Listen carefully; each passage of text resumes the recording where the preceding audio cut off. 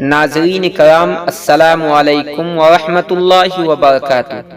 ناظرین، جیسا کہ آپ کو معلوم ہے کہ میں آپ کے خدمت میں بادشاہوں کے واقعات، سبق آموز کہانیاں، شیخ سعدی کے حکایات، دیگر واقعات لے کر آتا رہتا ہوں۔ ناظرین، اسی کے حوالے سے آج پھر میں آپ کے سامنے ایک نئے موضوع کے ساتھ حاضر ہوا ہوں۔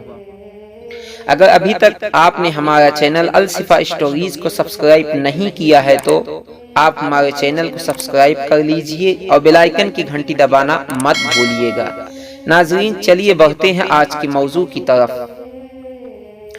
بسم اللہ الرحمن الرحیم۔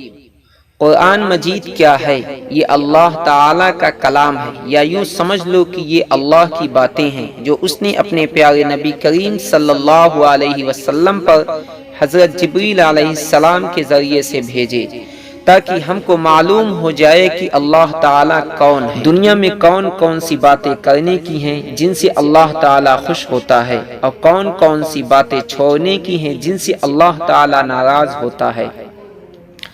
مرنے کے بعد ہم کو قیامت کے روز دوبارہ زندہ کیا جائے گا، تاکہ جس نے اللہ تعالیٰ اور اس کے رسول صلی اللہ علیہ وسلم کے بتائے ہوئے اچھے کام کیے ہیں اس کے بدلے اس کو جنت ملے اور وہ وہاں ہمیشہ رہے گا، اور جو اس کا جی چاہے وہ اس کو ملے گا، اور جس نے ایسے کام کیے جن کو اللہ تعالیٰ اور اس کے رسول صلی اللہ علیہ وسلم نے کرنے سے منع کیا ہے اسے اس کی سزا دوزخ میں بھگتنا پڑے گی۔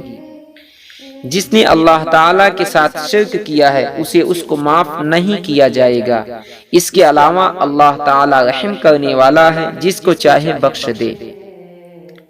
امتیں کیا ہیں؟ دنیا میں جو لوگ پہلے آئے تھے انہوں نے اللہ تعالیٰ کا اور اس کے رسولوں کا کہنا نہیں مانا۔ ان کا انجام دنیا میں بھی خراب ہوا اور مرنے کے بعد بھی دوزخ میں جائیں گے۔ اور وہ لوگ جنہوں نے اچھے کام کیے، اللہ تعالیٰ اور اس کے رسول کا کہنا مانا، وہ اس دنیا میں بھی کامیاب ہوئے اور مرنے کے بعد بھی ان کو جنت ملے گی۔